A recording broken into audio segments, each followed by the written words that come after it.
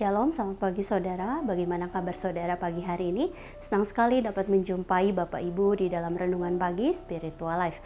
Bapak Ibu, pagi hari ini kita akan kembali merenungkan firman Tuhan yang diambil dalam Kisah Para Rasul 18 ayat 1 sampai 17. Saya akan bacakan bagian perikop firman Tuhan ini bagi kita semua. Demikian firman Tuhan. Kisah Para Rasul 18 ayat 1 sampai 17. Kemudian Paulus meninggalkan Athena, lalu pergi ke Korintus. Di Korintus ia berjumpa dengan seorang Yahudi bernama Aquila yang berasal dari Pontus. Ia baru saja datang dari Italia dengan Priscilla istrinya karena Kaisar Claudius telah memerintahkan supaya semua orang Yahudi meninggalkan Roma. Paulus singgah ke rumah mereka. Dan karena mereka melakukan pekerjaan yang sama, ia tinggal bersama-sama dengan mereka. Mereka bekerja bersama-sama karena mereka sama-sama tukang kemah.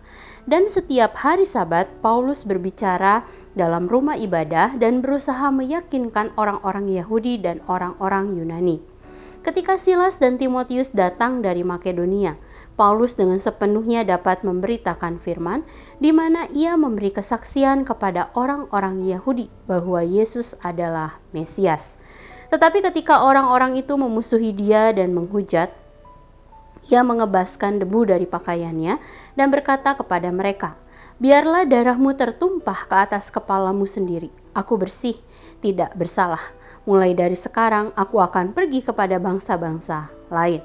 Maka keluarlah ia dari situ, lalu datang ke rumah seorang bernama Titius Justus yang beribadah kepada Allah dan yang rumahnya berdampingan dengan rumah ibadat. Tetapi Krispus, kepala rumah ibadat itu, menjadi percaya kepada Tuhan bersama-sama dengan seisi rumahnya, dan banyak dari orang-orang Korintus yang mendengarkan pemberitaan Paulus menjadi percaya dan memberi diri mereka dibaptis. Pada suatu malam berfirmanlah Tuhan kepada Paulus di dalam suatu penglihatan, "Jangan takut, teruslah memberitakan firman dan jangan diam. Sebab aku menyertai engkau dan tidak seorang pun yang akan menjamah dan menganiaya engkau, sebab banyak umatku di kota ini." Maka tinggallah Paulus di situ selama 1 tahun 6 bulan dan ia mengajarkan firman Allah di tengah-tengah mereka. Akan tetapi setelah Galio menjadi gubernur di Akhaya, bangkitlah orang-orang Yahudi bersama-sama melawan Paulus, lalu membawa dia ke depan pengadilan. Kata mereka, "Ia ini berusaha meyakinkan orang untuk beribadah kepada Allah dengan jalan yang bertentangan dengan hukum Taurat." Ketika Paulus hendak mulai berbicara, berkatalah Galio kepada orang-orang Yahudi itu, "Hai orang-orang Yahudi, jika sekiranya dakwaanmu mengenai suatu pelanggaran atau kejahatan, sudahlah sepatutnya aku menerima perkaramu. Tetapi kalau hal itu adalah perselisihan tentang perkataan atau nama atau hukum yang berlaku di antara kamu, maka hendaklah kamu sendiri mengurusnya. Aku tidak rela menjadi hakim atas perkara yang demikian." Lalu ia mengusir mereka dari ruang pengadilan.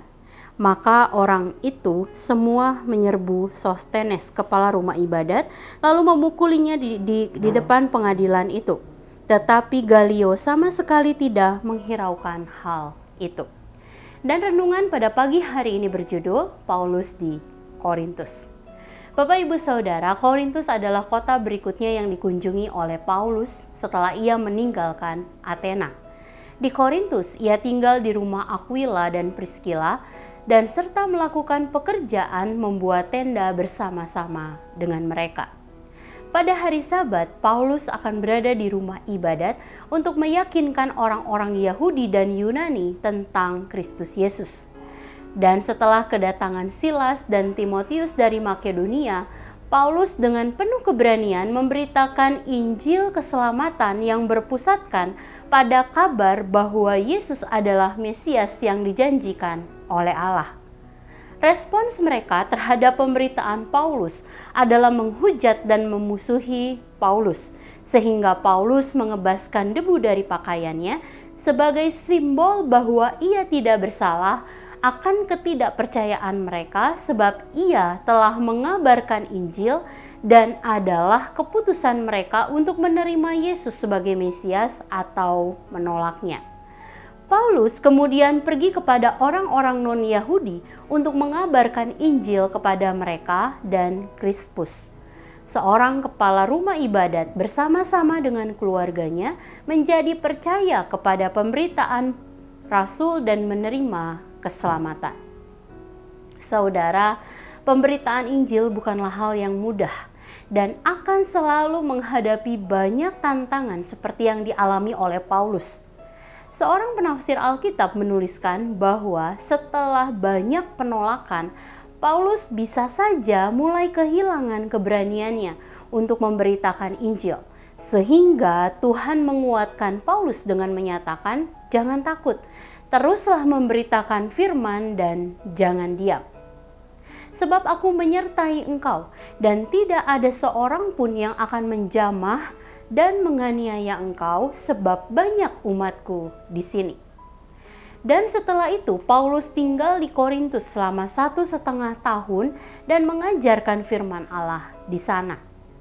Saudara, setelah waktu berlalu dan sepertinya nubuatan Allah tidak terjadi, Paulus kembali menghadapi tantangan. Bahkan banyak orang Yahudi yang kemudian membawanya ke pengadilan. Dan disinilah janji penyertaan Allah yang pertama kita dengar dengan menyatakan, "Jangan takut sebab aku akan menyertai engkau," kembali dinyatakan. Galio menolak hal tersebut dan mengusir mereka dari ruang pengadilan. Saudara, Galio adalah alat di tangan Allah untuk melindungi hamba yang melayaninya, sehingga Paulus dapat terus-menerus mengajar Injil keselamatan dan bahkan membangun gereja di dunia kuno. Hal ini sebenarnya mengingatkan setiap kita agar tidak gentar menghadapi tantangan seberat apapun dalam pelayanan dan pengiringan kita akan Allah. Allah akan menyertai, Allah akan melindungi, Allah juga akan mengurapi kita dan memperlengkapi kita dalam setiap kesempatan pelayanan yang Allah berikan kepada kita.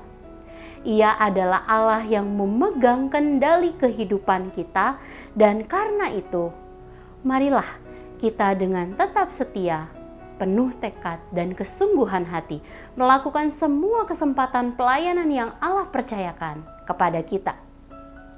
Saudara, mari sejenak kita merenungkan firman yang baru saja kita dengar.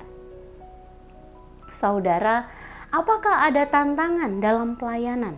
Misalnya, ada selisih paham dengan rekan sepelayanan, kesulitan mengatur waktu antara melayani, keluarga dan pekerjaan, atau mungkin ada banyak tantangan lainnya di dalam pelayanan yang sedang saudara hadapi saat ini.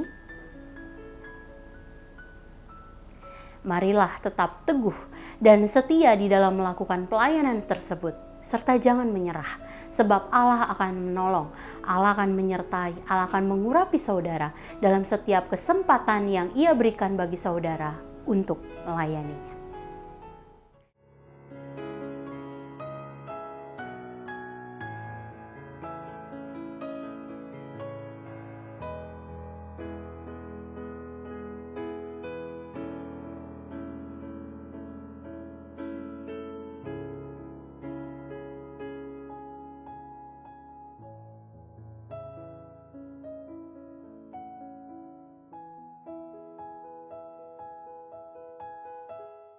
Demikian firman Tuhan hari ini. Mari kita berdoa.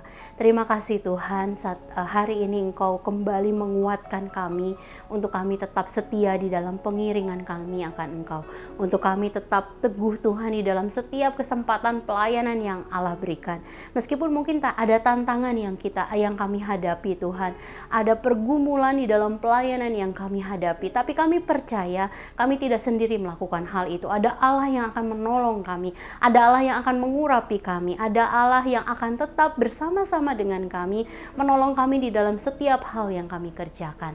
Sehingga kami percaya Tuhan, setiap kesempatan yang diberikan untuk melayani Engkau, sungguh-sungguh akan dapat memberkati banyak orang di sekitar kami. Kami mau serahkan Tuhan sepanjang hari ini dalam tangan kasih-Mu.